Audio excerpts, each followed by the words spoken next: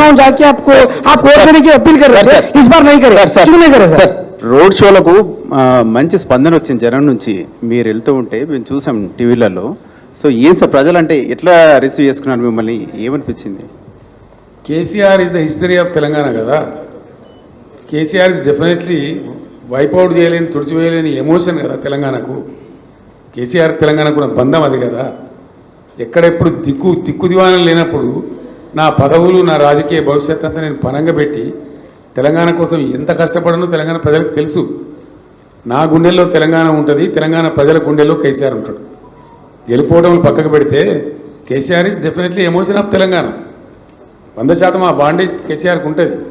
కేసీఆర్ని వాటికైనా గిలి పడేస్తాం, తుడిచి పడేస్తామని ఎవడని అనుకుంటే వాడు పిచ్చోడే తప్ప కేసీఆర్ కానీ తెలంగాణ ప్రజలు కానీ కారు. Thank you sir.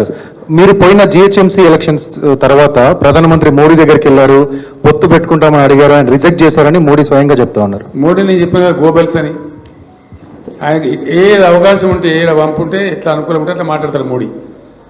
ఆ టంగ్ ట్విస్టింగ్ నరేంద్ర మోడీకి వచ్చినంత మరొకరికి రాదు. సార్ ఉన్నారు కానీ 100 ఏళ్ల విధ్వంసం చేశారు బీఆర్ఎస్ పార్టీ వాళ్ళు అని చెప్పేసి కాంగ్రెస్ వాళ్ళు అంటున్నారు. నిజమే బ్రదర్, నేను చెప్పిన ఫిగర్స్ అన్నీ ఉన్నాయి కదా, అవన్నీ ఆడిటెడ్ ఫిగర్స్ కదా. Comptroller and auditor general of India ఇచ్చిన ఫిగర్స్ కదా. అది విధ్వంసం అంటారా? వాళ్ళ దృష్టిలో అది విధ్వంసం అయితే వాళ్ళ మురుకులు మరొకరు లేరు. రుణమాఫీ చేస్తాం, 2 లక్షల రూపాయలు రుణమాఫీ చేస్తాం, ఇందుకోసం కార్పొరేషన్ ఏర్పాటు చేస్తాం, అందులో నుంచి నిధులు సమకూరుస్తామని చెప్పేసి అంటున్నారు ప్రభుత్వం. ఇది సాధ్యమవుతుందా సార్? మీరు రైతు బంధు స్టార్ట్ చేసిన ప్రభుత్వం కదా. నేను ఒకటే మాట చెప్తున్నాను, నేను కూడా రైతు రుణమాఫీ ప్రకటించిన ఒకే విడతగా చేద్దామని చెప్పి నేను చేయని ప్రయత్నం ఎక్కని కొండలేదు, మొక్కని బండలేదు. దట్ ఈస్ ఇంపాసిబుల్, జరిగే పని కాదు. అందుకే అరచేతిలో వైకుంఠం చూపించి మిమ్మల్ని మోసగించారని ప్రజలకు చెప్పిన, ప్రజలు కూడా అదే నమ్ముతున్నారు. అది అయ్యే పని కాదు. ఎందుకంటే ఇప్పుడు ఈయన రైతు భరోసా వేయాలి, నెక్స్ట్ ఏమన్నా 4 విడతల డిఏ ఇప్పుడు విడుదల చేయాలి, 51% ఫిట్మెంట్ ఉద్యోగస్తులు అడుగుతున్నారు, అవి ఇవ్వాలి, మళ్ళీ 40,000 కోట్లు రుణమాఫీ చేయాలి. ఎక్కడికి చేస్తారండి? ఎవరు మోసపుస్తాడు ఈయన? అంత వట్టిదే, ఫాల్సు. అది జరిగే పని కాదు. ఆ కార్పొరేషన్ బట్టిదే, అంత బట్టిదే, ఏది కూడా జరిగే పని కాదు. గవర్నమెంట్లో ఎవ్రీడే మనీ జనరేట్ అవుతుంది, ఎవ్రీడే మనీ బయటకు పోతుంది. అట్లా విడుదల వారికి జరుగుతుంది తప్ప రూపాయి రాక రూపాయి పోక అని ఉంటుంది తప్ప గవర్నమెంట్ దగ్గర అట్లా సూట్ కేసుల్లో డబ్బులు ఉండేయండి. ఈయన చెప్పేదంతా భ్రమ. ఆయన భ్రమలో ఉండి ప్రజలను కూడా భ్రమింపజేసేటువంటి ఒక ప్రయత్నం చేస్తూ ఉన్నాడు.